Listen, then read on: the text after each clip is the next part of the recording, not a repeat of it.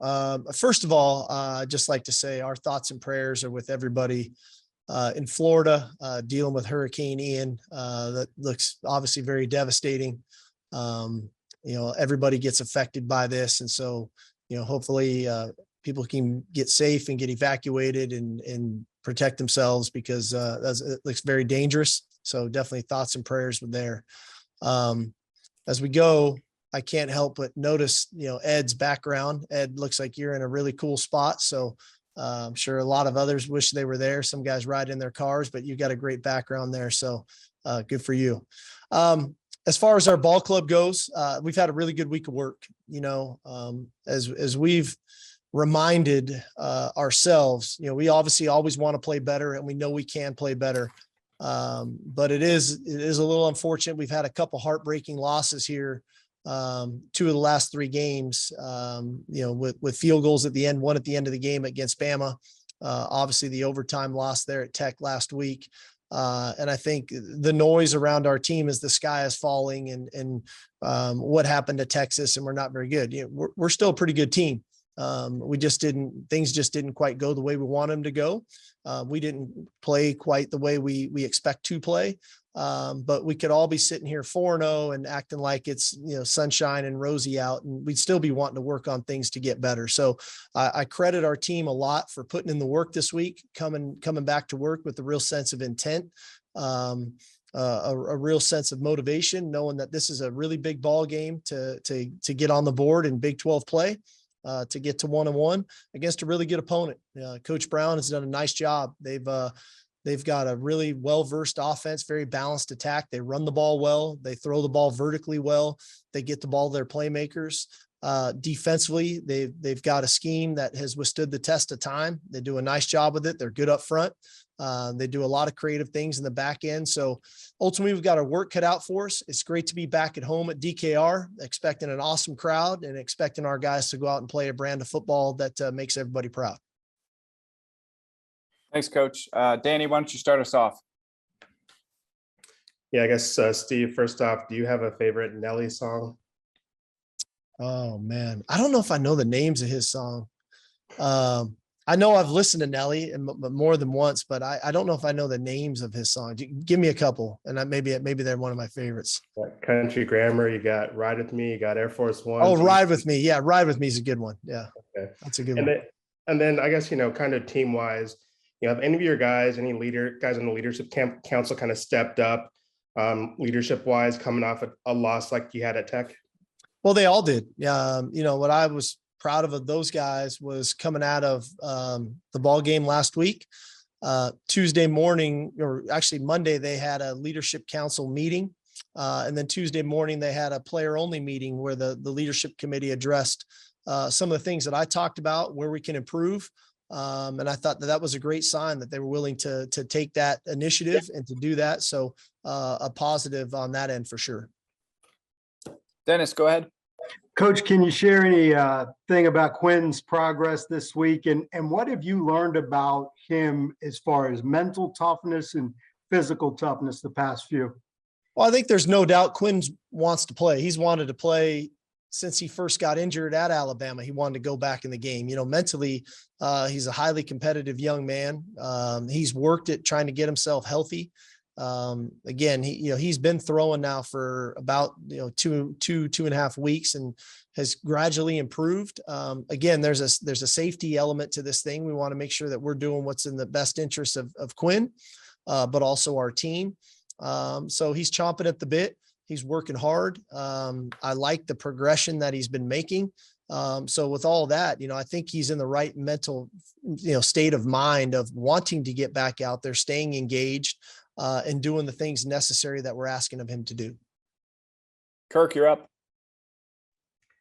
So 2-part, does that mean you're going to start Quinn? And I wonder if you feel a greater sense of urgency at practice on the. How long have I been doing interviews with you guys? Do you think I'd really give you that answer, Kurt? No. Valid question. I understand. I'm not going to tell you no.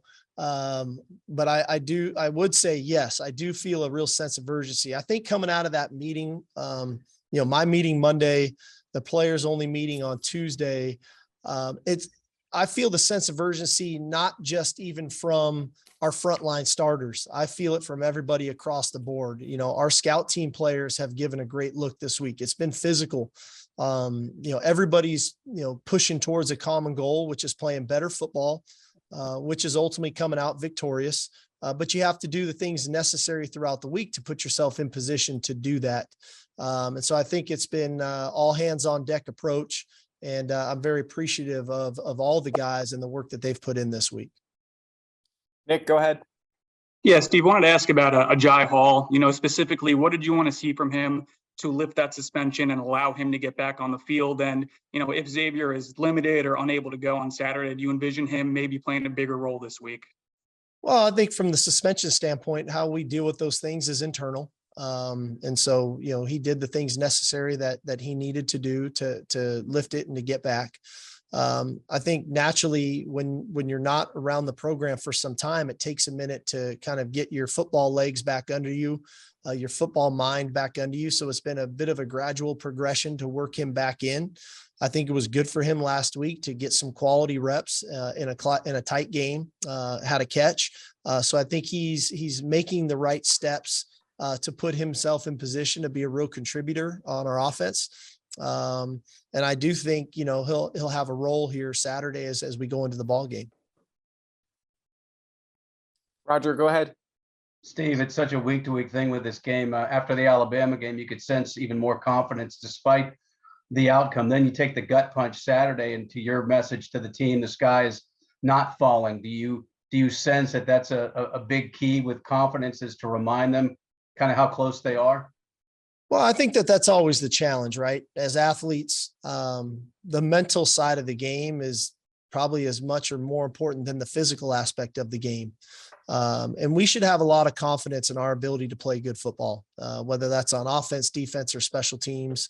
I think that we've got a style of football that we take a lot of pride in. I don't think that we played up to that standard last weekend. And even at that, we had an opportunity to go win that game. Our goal is to know that we've set a standard because they've shown what it looks like of how we can play, and then go try to play to that standard. And then once we can meet that standard, try to exceed it and create a new standard. To do that, you have to have confidence. You have to have confidence in yourself. You have to have confidence in the people around you. You have to have confidence in the schemes and the fundamentals and techniques that you're asked to go execute. And our guys should have that confidence because they've shown it before. And so ultimately Saturday night, that's going to be one of the keys to the drill. We can't go into this game, playing on eggshells. We got to go into this game playing with our hair on fire, playing confident, making our plays, playing physical, playing fast, aggressive with great effort. And that'll give us a great opportunity to come out on the end that I think we all know we can, and which is victorious. Joe, go ahead. Steve, I'm going back to something you said on Monday. You said you felt like your coverages weren't in sync with your pressure packages. How do you go about remedying that during the week, and how much does on-field communication from the players have an effect on that? Well, I think the biggest remedy is one, we got to make sure that the plan we have in place, that the people on the field can execute. Two, that we practice it in such a way that we do feel that in sync with the coverage and the pressures and so on and so forth. And then three, we have to be demanding of what we're asking of them. And if we're asking guys to play tighter coverage and we're not playing tight enough coverage, either that's not the right guy in there, or we got to demand that he does it the way we're asking him to do it. On the flip side, if we're running a game or we're running a pressure package, they have to trust that game or that package up front to get home quicker too. So it all works hand in hand. And then ultimately in game, it is the communication of the players of being in sync, being on the same page, and then trusting the call and going and executing it. So there's a lot of levels to this. That's what we do for a living, and that's what the players do. I've seen them do it, or I wouldn't have felt the disappointment that we didn't do it well, because I've seen us do it previously in previous games. And so now we got to get back to doing it in the way that we're capable of doing it. Cedric, you're up. Hey, Steve. West Virginia's put up some big numbers offensively this season. What problems do they present for you guys? And would you be shocked if you found yourself in the middle of a shootout this weekend? I think what they pose is a balanced attack. You know, they've got a scheme that can change tempos. You know, they can go fast, they can slow it down. They've got two very capable running backs, one a more shifty guy, one who's a big physical runner.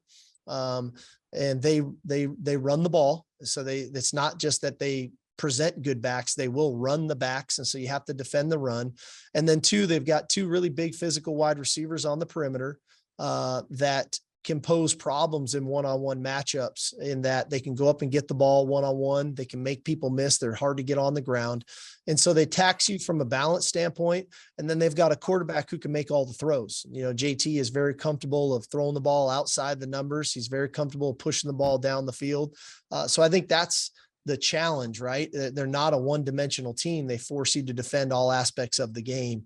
You know, for us, every game takes on a life of its own, you know, a personality of its own, and you never know what the game could present itself. So I'm not surprised when games go anyway. You know, quite frankly, you know, I'd like to think we can move the ball pretty good Saturday. I'd like to think that, you know, they're going to move the ball pretty well Saturday. That's what they do. You know, they're good at it.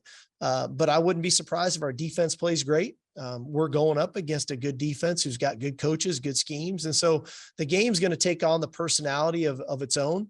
And then you got to play to that personality of the game to make sure that we're making the best calls available to put our players in the best position to have success. Terry, go ahead. Coach, with the likelihood of a high-scoring game, did you make any adjustments this week or prepare for the defense to be on the field maybe as much as they were last week? Well, you know, I think there's two things that lend itself to that. One, you know, we've got to get off the field defensively. So I think that we've put some extra time into third down and fourth down defense to make sure that we can get off the field so that we don't let them extend their drives. Two, we put in extra time on us on third down to make sure that we're extending our own drives and that we've got a really good fourth down package as well. Because there might be some opportunities for us to go forward on our end. You know, the key to the drill is when you have the ball, they're running less plays on their end of the field. When they have the ball, we got to find a way to get it back, whether it's getting off the field on third and fourth down, or it's creating turnovers to get the ball back. And so that's the biggest thing that we've prepared to do, is to try to get the ball and keep the ball in our possession.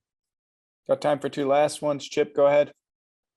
Steve, the defense did such a good job of swarming the football, especially the first 2 weeks. Did you see any drop off in that against Texas Tech, and how critical is that? Well, you know, what's come out the last 2 weeks, we've knocked the ball out, I think probably 5 or 6 times the last 2 weeks. The ball's been on the ground. And we just haven't recovered it. And is that because we're not swarming? I don't know. You know, I mean, we've had chances. We've been right there. We've been close. And then, you know, let's say we recover half of those, man, that changes the complexion of these games that we're in. And so, you know, like I said, we always critique effort first in our program. And that's, you know, the defense obviously starts there. When you're playing with fanatical effort, when we're tackling well, when the ball gets knocked out, you're recovering those fumbles. You know, that's a style and brand of football that we believe in. And that's what it's going to take Saturday night. We got to make sure that we are swarming, that we are getting white hats to the ball. And when it comes out, we've got to be the ones that are able to recover it. Last one, Sam, go ahead. Hey, Steve, you mentioned the fourth downs. I know obviously you guys may not necessarily see a team that does it 8 times every week, but it seems to be, I know there's other teams in the conference that do it a little bit more, and it seems to be a little bit of a trend nationally that some teams are getting more aggressive on those downs. How does that change how you guys plan, prepare, and defend teams? And then obviously for you guys, how you guys approach those downs offensively? Well, you know, I think a lot of coaches nowadays are buying into a whole analytics aspect of the game, meaning, you know, everybody subscribes to some company and they spit out these numbers, and the numbers tell you what you should or shouldn't do. And a computer tells you. And there's some people that live and die by what the computer tells you. Like I can tell you, I've gone into a game this year where that computer told me 4th and 1 on my own 10-yard line, I should go for it. to me, as a coach who's been around the game, I don't know if that's a really wise decision. And so we subscribe to the same thing, but at the end of the day, I make the choice and decision on what I think is in the best interest of our team. There's other coaches that live and die by exactly what the book and the computer tells you to do. So I can't predict on who does what and how they do it. I just know we need to be prepared for people to stay aggressive that way. And then ultimately for them to have to live with the consequences. We didn't take advantage of the opportunities we got on the 2 4th down stops that we made last week. One in the fringe to start the second half, one after a 4th down stop inside our own 5-yard line. We didn't take advantage of it from an offensive perspective. So the goal is, you want to get those stops, but then 2, you got to take advantage of those opportunities when you get them.